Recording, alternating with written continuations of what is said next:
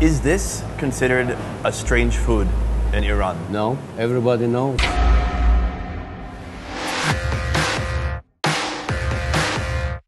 It is the mission of the Best Ever Food Review Show to seek out and document This is sick, yo. the most unique food from around the world. How do you find it? Milky. Yeah, it's milky. From hunting and cooking up python in Florida, USA, They have a really unique looking long liver. You want to eat it? I want us to eat it. Oh, wow. to cooking pork in a natural earth oven while rubbing shoulders with a Papuan chief. Today's search for the strange has brought me to the country of Iran.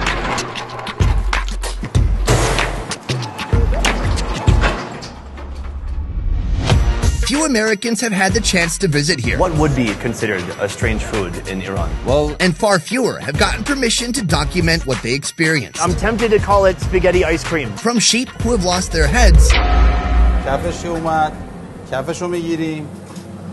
you counting them? to a dessert maker who's lost his mind. It's a very thorough mixing. By the time it's all mixed in, do you even feel the meat in there? So expect the unexpected as we go off menu in Iran.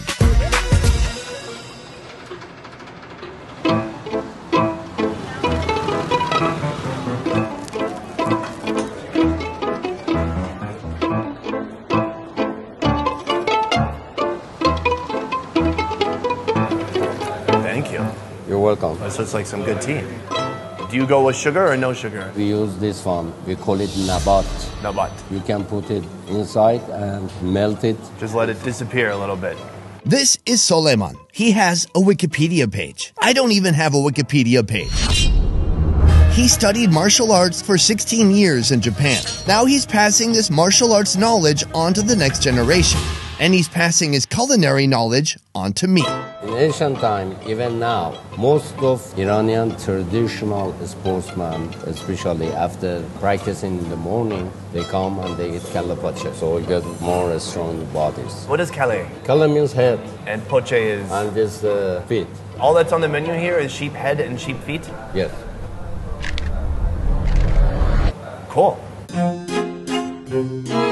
Kale pache, literally head and hooves, is a dish that has deep roots in Iran. Food born long ago of necessity, making use of the less prized cuts to create one surprising meal. When you get the head, do they bring you the whole head? I don't really want to look my food in the eyeballs. So they've just cut up all these different meats and put it on a plate. So by the time you see it, you don't even know if it's cheek meat or... No, we know.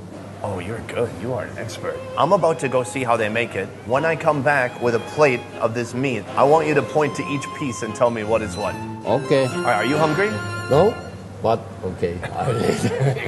Not hungry. This is Tabaki Kaj restaurant. The food is getting prepared right now. I'm going to help them pile it in. Why don't you come with me? There is no vegan menu, Oh, I got it. Oh, that's heavier than you would think. no vegetarian option, I got it. no house salad. It's a good workout. Just the classics. Meat dishes that date back hundreds of years. There's about 20 heads in here. All they've done so far is clean them and kind of burn the fur off of the outside. I think we should start the cooking process so it starts to look more like food and less like a horror movie for sheep.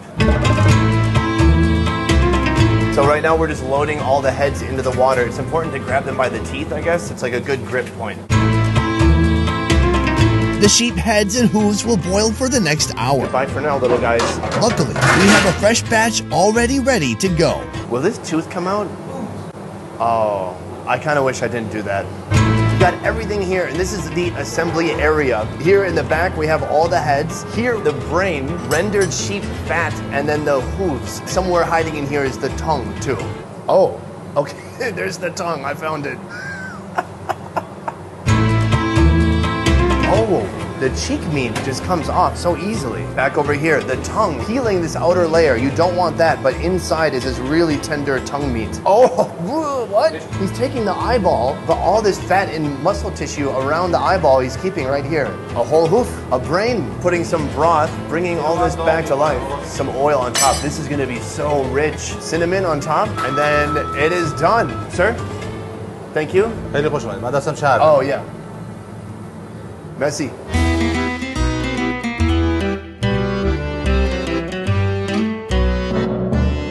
Before getting to the main course, the chef insists on offering an appetizer. It's called abgush. If you had to create a name for it in English, what would you call it? Mid-water. All right. I call it brain gravy.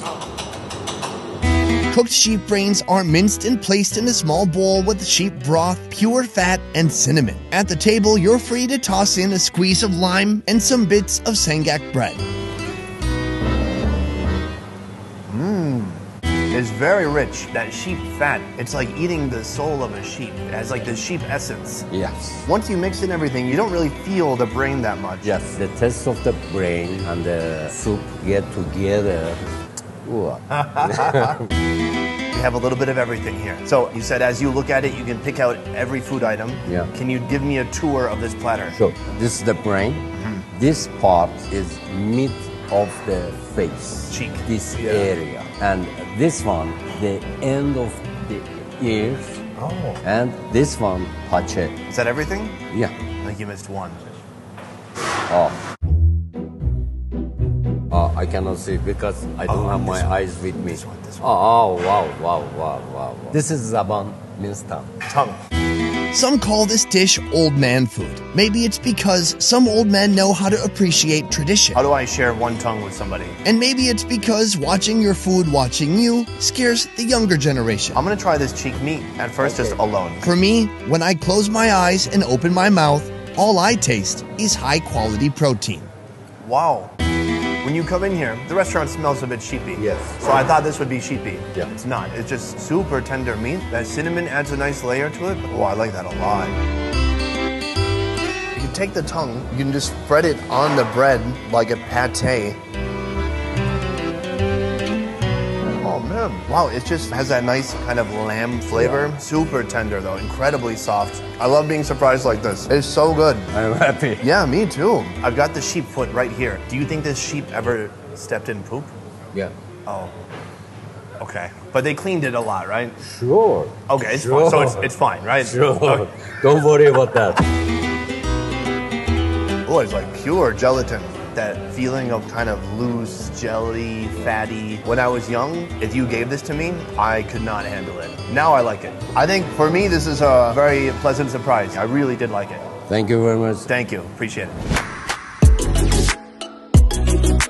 Remember Mohsen? This is great for sex, you know. I'm sorry, what? This time he's showing me one of Tehran's strangest snack food combinations. I'm tempted to call it spaghetti ice cream, but it's not that because the noodles aren't ice cream. They're real noodles, right? Yeah, it's kind of a noodle, but we call it faluda in Farsi. In Iran, you're more likely to eat noodles for dessert than for dinner. Gole Rose Shop has been around for 65 years, refining this traditional Iranian recipe. Thin vermicelli-sized noodles made from starch in an ice-cold syrup containing sugar and rose water with some cherry syrup on top. I want some of these really frozen ones. Let's try it out.